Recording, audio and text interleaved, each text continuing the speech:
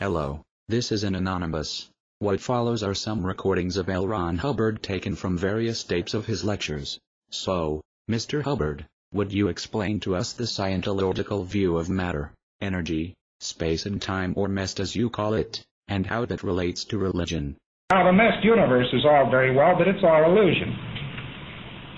One doesn't want an illusion, so he can't have an illusion. And when he was very young, why, Christ was all right. He was very friendly, as a matter of fact, and so on. But that's mostly people, you know, they have to believe in that sort of thing. And they did once, but it requires nothing but faith. And, of course, they can't have any faith anymore. And they did have hopes on that once in a while, but actually religion doesn't lead anybody anyplace in the final analysis, because you never get your wish anyway.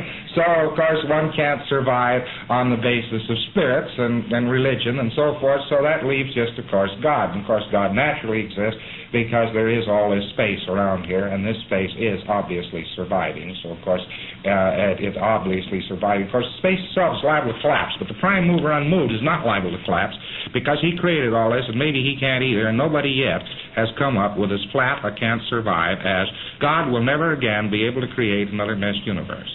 But if we mentioned it, brother, it'd be out in the streets. So, Mr. Hubbard, you do believe there is a God. How do you feel about God and his relationship to mankind? He's told what the athematic is. God is everywhere, God is everything, God is in everything, God is out of everything, and is in everything, and it watches you, and the watchbirds are watching you, and God is watching you, and everybody's keeping his finger on you. And first thing you know, the fellow's going to say to himself, there's something wrong with this. I wish I had a little privacy. and this is hard on him. So, if he's accepted this concept, or this description, which is perfectly true, I mean, God is everywhere, he isn't watching you, you are it. Anyhow, it's perfectly true, maybe, to him, that God is everywhere, and he'll do something which he knows would be very offensive to what his concept of God is. And he knew that God was watching him, so therefore this is an overt act against God. And you know, you can pick that up out of almost anybody that has ever been ever studied Christianity. Interesting, Mr. Hubbard. It would seem you believe in something higher than God. What was it again? The prime mover unmoved is not... So, where do you suppose God came from? The prime mover unmoved, I suppose. But it believes only one thing. I am fixed in space by an exterior determinism. Now remember that. That's real important in the subject of exteriorization. This Satan is surrounded entirely by this complete belief that something else is fixing everything else in space, although we can't find any source of this, so we invent God. Interesting. Would you like to add anything on the subject of God before we move on to another topic?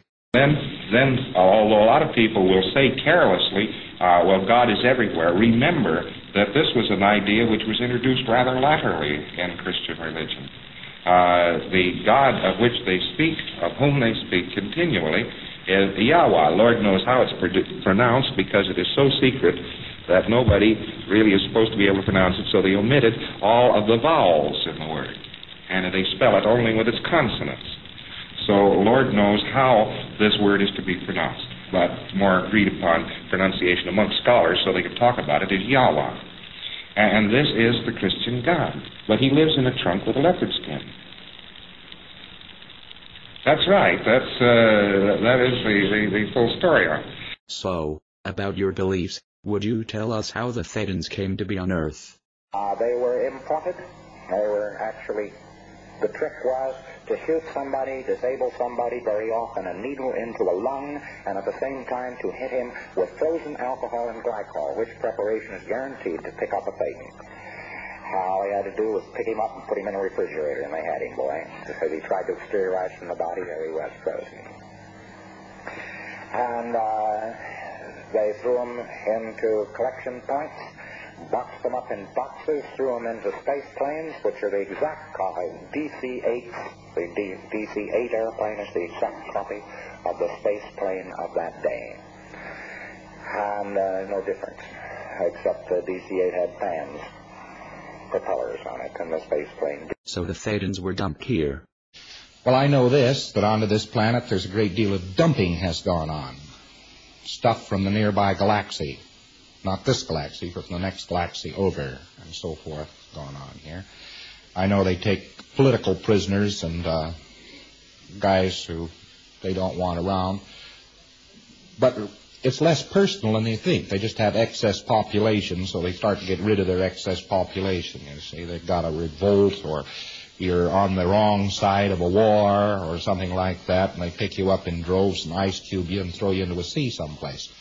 I know this planet has been subjected to that, and several planets in this immediate end of this galaxy have been subjected to that. That I know. Why do you suppose Earth was chosen as a dumping ground? Surely the fact that Earth has life on it whereas many other planets do not would make it more interesting. Not really interested in Earth at all, as such. Because Earth is a heavy gravity planet. And who the hell wants a heavy gravity planet? Earth would be much better off lying in chunks in an orbit around the sun. But naturally, that's a pretty rough assignment, blowing up something this size and putting it around, so nobody would do that.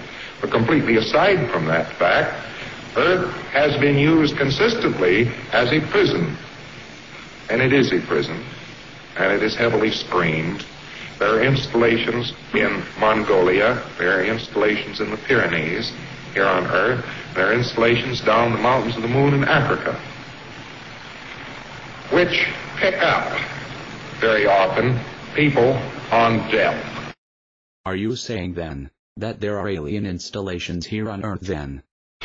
There are saucer crews here. There's also